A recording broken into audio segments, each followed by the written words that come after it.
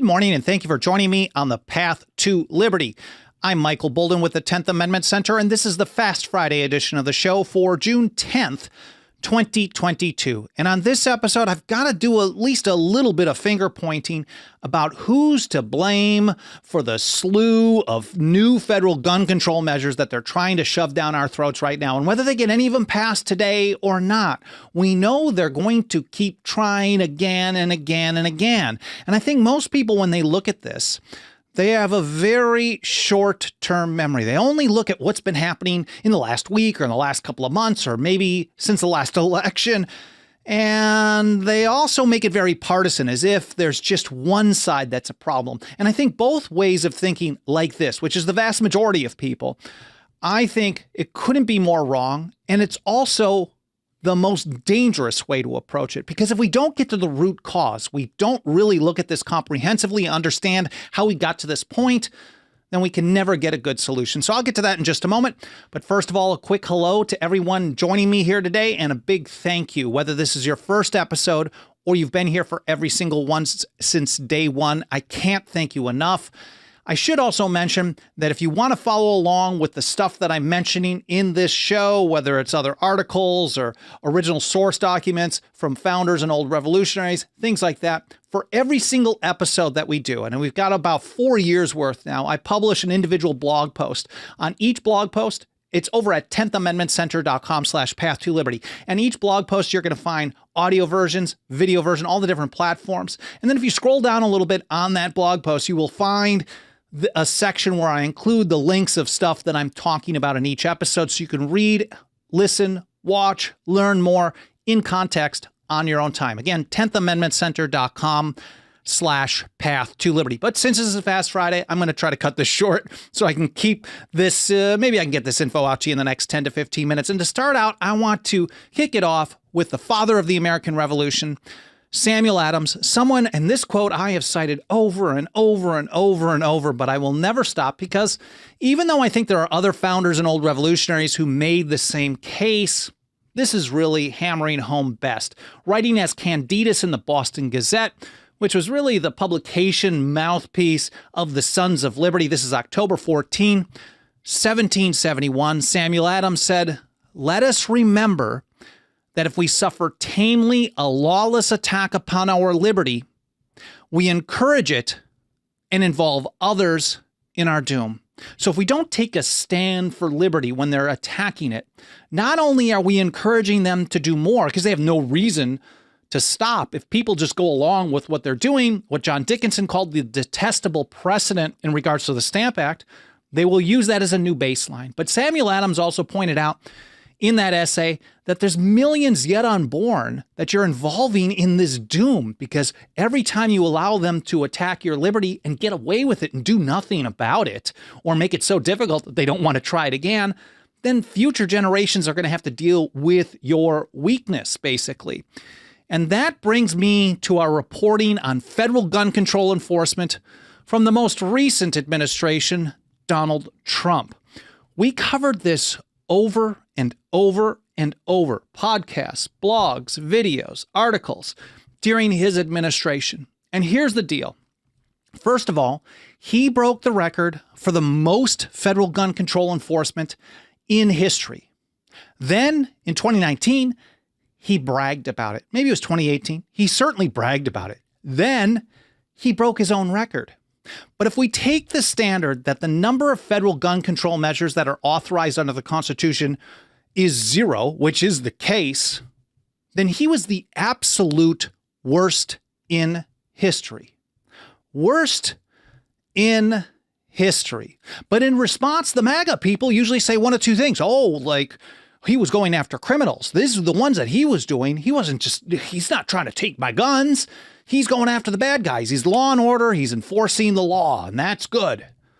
Or two, wow, I had no idea. Now, the first group of people, I think they're beyond help because they actually support federal gun control, and they think it's okay to enforce federal gun control. And once you do that, again, you involve others in the doom. Just as long as it's done by their guy. It's really, they're the enemy in this situation. And for the second one, let's go back to Samuel Adams. Here he is as Valerius Poplicola, also in Boston Gazette, of course. October 5th, 1772, the following year, he pointed out that it is in the interest of tyrants to reduce the people to ignorance and vice. We live in the age of information, and it takes a lot of work to be ignorant of facts. You have to go out of your way to just blindly follow whatever team tells you they're the good guy. The Second Amendment president must have been good because they called him the Second Amendment president, even though he enforced more federal gun control, none of it authorized by the Second Amendment. He enforced more than anyone in history. So that's Samuel Adams. But then we also have Thomas Jefferson. In a letter to Charles Yancey in 1816, he pointed out that if a nation expects to be ignorant and free in a state of civilization, it expects what never was and never will be. So if we go back to that first quote from Samuel Adams, I think this is actually worse than what he was talking about, because it's not just suffering tamely a lawless attack. It's either supporting it outright. The guy who's doing more than anyone in history, worse than the so-called gun grabbers. We haven't seen the new stats for the current dude, Joe Biden, but I'm sure that's going to be coming out sometime soon. The ATF is a little bit later than they usually are in their reporting, but let's say Trump was the second worst. This is absolutely horrible. And to support someone who does that means you support violating and destroying the Second Amendment like they've never done before. And if you're ignorant of it, then you're also really responsible. So I really think this is as bad or worse of what Samuel Adams had to say. Let us remember that if we suffer tamely a lawless attack upon our liberty, we encourage it and involve others in our doom. Now, of course, I'm not just hammering on Trump and his fanatical supporters who are okay with him enforcing gun control as long as it's not done by Biden or Obama. Our problems didn't start in 2017 if we're talking about federal gun control measures. Now, I did an episode on this a couple of years ago, February of 2020, top 5 reasons I don't support the NRA. In that episode, I highlighted the fact that the NRA helped give us the first federal gun control measure on the books that is still on the books today, the National Firearms Act of 1934. They brag about helping create the NICS system, the federal background check system, which, if you look at the enforcement numbers that Donald Trump did, a lot of it was for problems with filing forms, Form 4473, which is a monstrosity that shouldn't exist either. And a lot of this stuff is really paperwork crimes, and they're going out and prosecuting people for this. And then in that episode, I also talked about how the NRA supported and helped craft a federal ban, the Undetectable Firearms Act of 1988. So this is really, really bad stuff. And a lot of people are okay. If you support the Second Amendment, you got to support the NRA. Why? They're one of the most effective gun grabbing organizations in history because they pretend to be in support of the right to keep and bear arms. And mind you, they do some very good stuff, but that's what a Trojan horse does. They have been more effective at getting stuff passed than probably anyone that I'm aware of. Here's how John Dickinson put it in that broadside against the Stamp Act of 1765. He said, if you comply with the act by using those stamped papers, he said, you rivet perpetual chains upon your unhappy country. You voluntarily establish the detestable precedent. That's really what Samuel Adams was getting at some years later as well. The same message. Soon as you comply with this stuff, soon as you suffer this tamely, soon as you sit idly by, or you cheer on this dude because you oppose the other team, you're making it worse and worse and worse every single day. And Dickinson had the same type of message in his Letters from a Farmer in Pennsylvania. This is letter number 9 in 1767 against the hated Townsend Acts.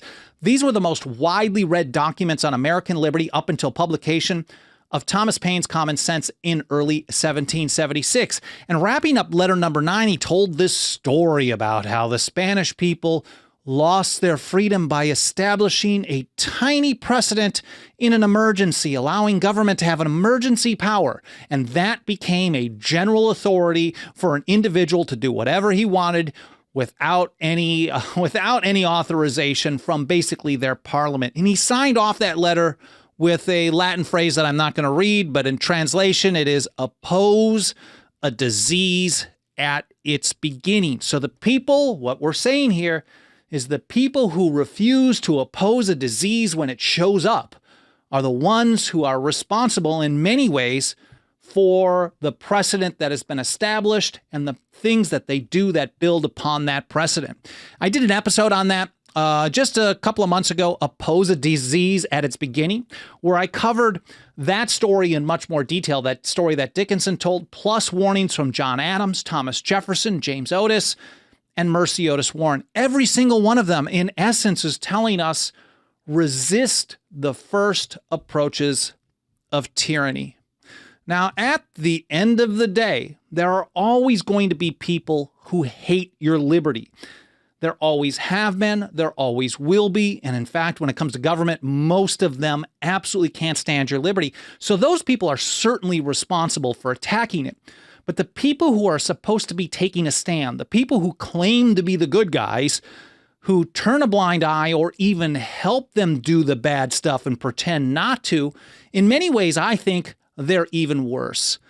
And in fact, just sitting idly by, Samuel Adams, again in 1771, he disagreed with this. He thinks he thought it was a duty to take a stand for liberty. And here's how he put it in that same essay. The liberties of our country, the freedom of our civil constitution are worth defending at all hazards. And it is our duty to defend them against all attacks. Our duty. In my view, I think if the best the pro-Second Amendment crowd has to offer is the worst in history on enforcing federal gun control, we shouldn't be surprised when the outwardly proud gun-grabbing crowd tries to make it worse and worse and worse when they hold the reins of power. Well, I hope you guys enjoyed this episode. It's not necessarily an easy topic for a lot of people to digest. I think there's a lot of blame that we can throw around. We should expect the so-called leftists to be coming after our natural rights. But when the people who are supposed to be good on this stuff are just as bad, or in some situations even worse, then we have to think about a different approach to dealing with it. And I've covered this many, many places, but the short version is resist first, vote later. Resist first, sue later. Resist first, amend later. Whatever your big picture national approach is, unless the people learn how to exercise their rights without first getting permission from government, things will never change. Again, I really appreciate you spending some time with me today. I hope you enjoyed this episode. I hope it made you think. I hope you learned something. Again, the show notes over at 10thamendmentcenter.com/path-to-liberty. Or if you want to put your financial faith behind our work, it starts out as little as $2 a month over at 10thamendmentcenter.com/members. Thanks for joining me today. Thanks for watching. Thanks for listening. I hope you have a great weekend, and I will see you next week here on the Path to Liberty.